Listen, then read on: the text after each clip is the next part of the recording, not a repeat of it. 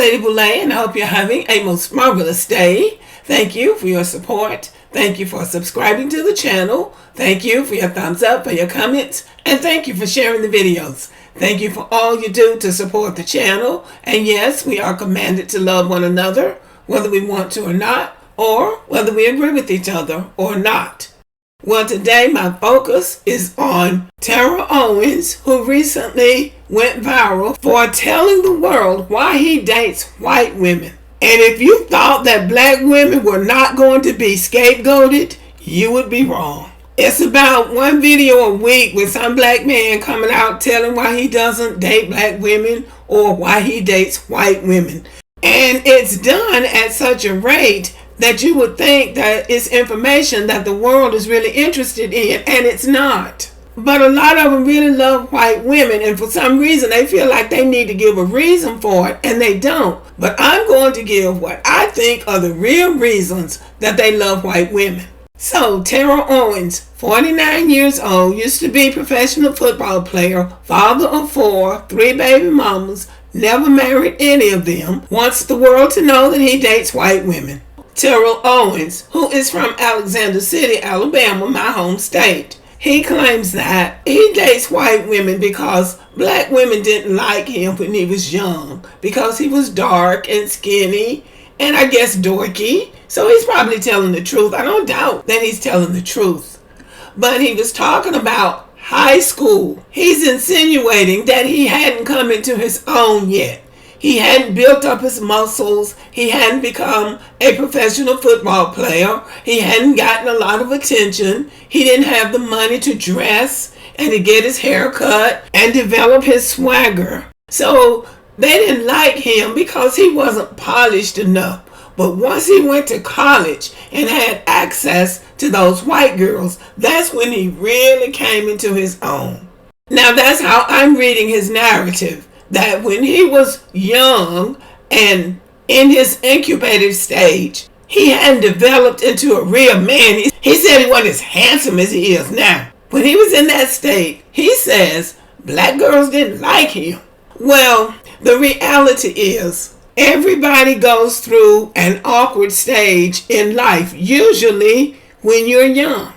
The girls went through that stage too, where the boys were making fun of them for being too skinny or too fat or too tall, or their hair being too short, or their being too dark, or them not being from a family where they could dress in cute clothes and come to school and be the teacher's pet. A lot of black girls went through the same thing he went through, but they managed to get through it without somehow deciding that, well, I'm just going to date white men because black men didn't like me way back in the day when I had buck teeth and my family couldn't afford to get braces for me.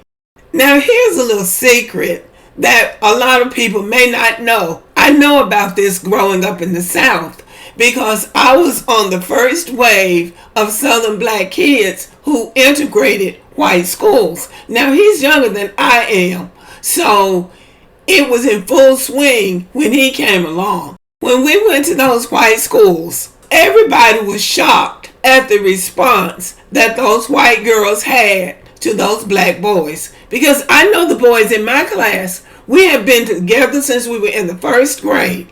And we went to the so-called white school together.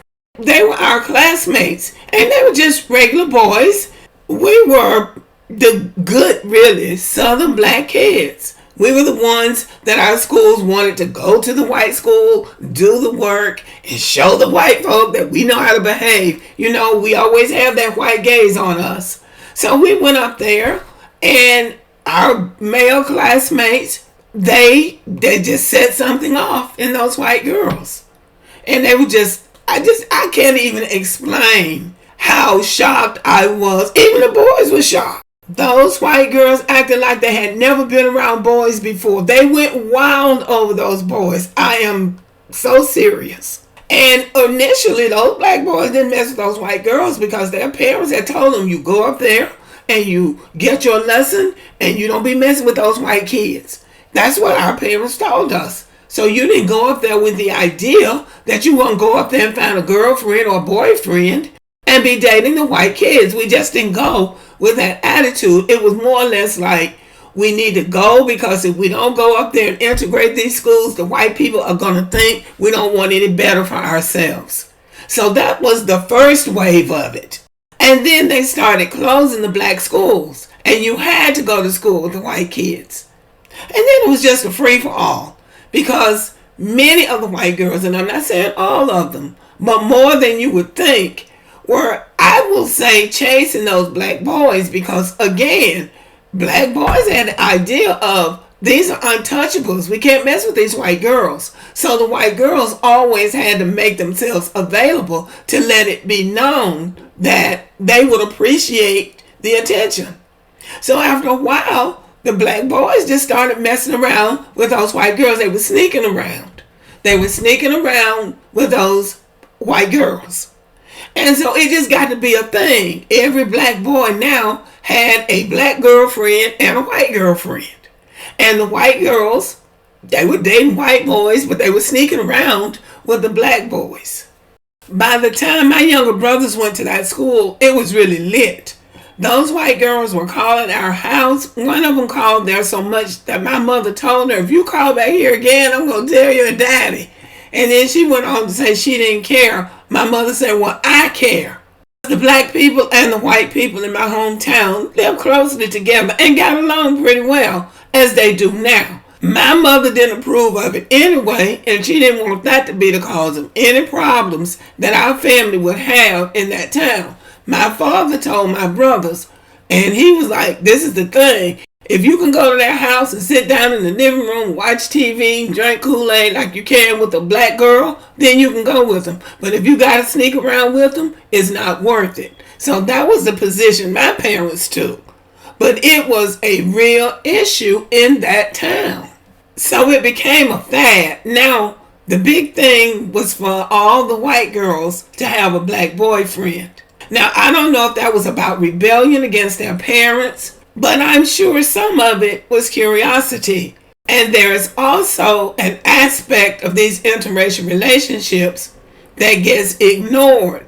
But for many white people, they still like the idea of owning black people. So when they're dating you, that's what a lot of this slavery time playing, this slavery time cosplaying is all about. They still like the idea white people were never so powerful in America as when they owned black people. It generated tremendous wealth and power, and it really bolstered their self-esteem. So they still like the idea of owning and bossing black people around, and being in a relationship with you is one way to do that, because they know deep down in their hearts that they're not that powerful, that they're not that strong, they're not that great. But when they got you there propping them up, well, then that makes them feel bigger than what they really are. And that is a part of those relationships. And if anybody would do a deep dive into it, they would discover it. So Terrell Owens' attraction to white women does not surprise me. White women represent freedom. White women represent power. And white women represent the illusion of inclusion. Now, breaking it down a little bit, when I say white women represent freedom, remember when I said those white girls were chasing those black boys, in many cases they had sexual access to those white girls. But white girls didn't get pregnant, so they could have their fun and pretend that they were included in those white girls' lives, and there was no penalty for it. Black girls were getting pregnant, and that represented responsibility. And that's something that when you're a young guy, you don't want responsibility.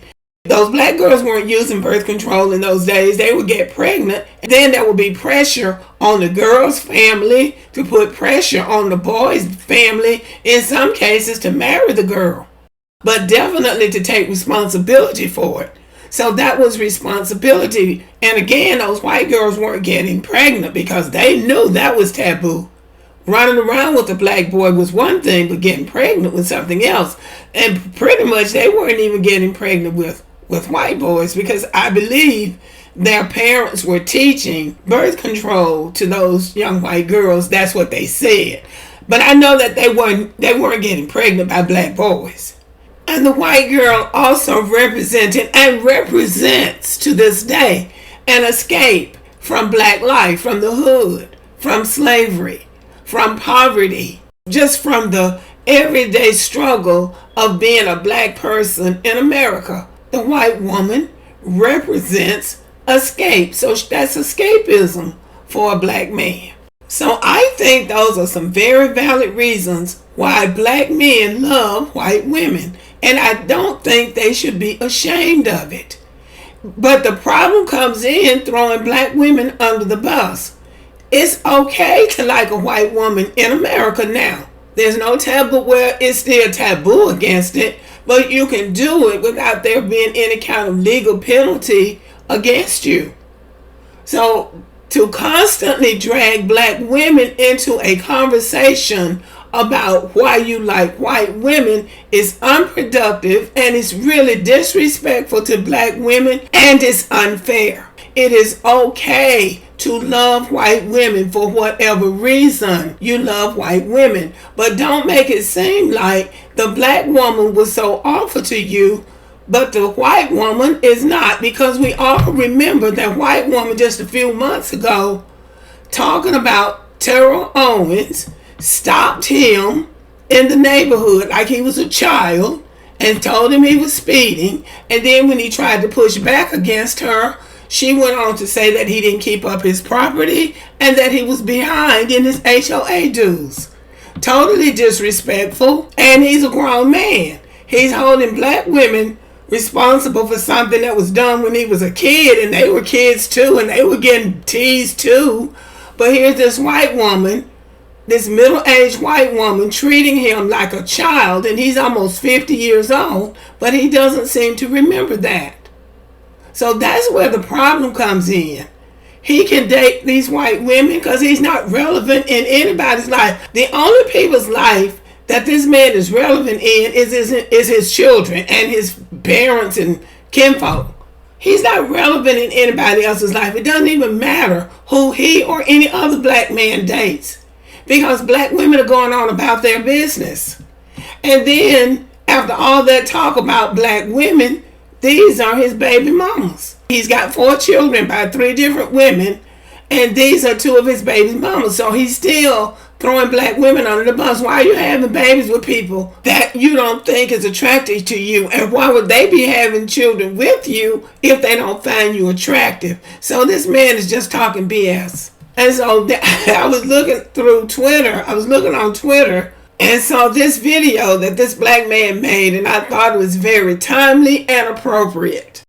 Peace. A quick word for black men who use criticisms of black women to justify exclusively dating other women, particularly white women. Exhibit A, Terrell Owens. You see, I believe Terrell Owens when he says that he was neglected and disrespected by black girls and women as he grew up. But what Terrell failed to mention is black boys were doing it too. And yet you were still able to grow up and have functional, healthy, close relationships with black men. Furthermore, despite having been lavished with praise by white girls, you've also personally had negative experiences with white women. The Karen who tried to get you arrested under false pretenses. And what about that 2-week marriage with the white woman who left accusing you of fraud? You judge those white women individually. Black women, you judge them collectively. And while there may be some black women who are simply against interracial relationships altogether, most of them truly couldn't care less as long as you keep their name out your mouth. Because you see, they don't think you're a sellout because you exclusively date white women. They think you exclusively date white women because you're a sellout. Sometimes it ain't what you do, but how and why you do it. Do better. We out here.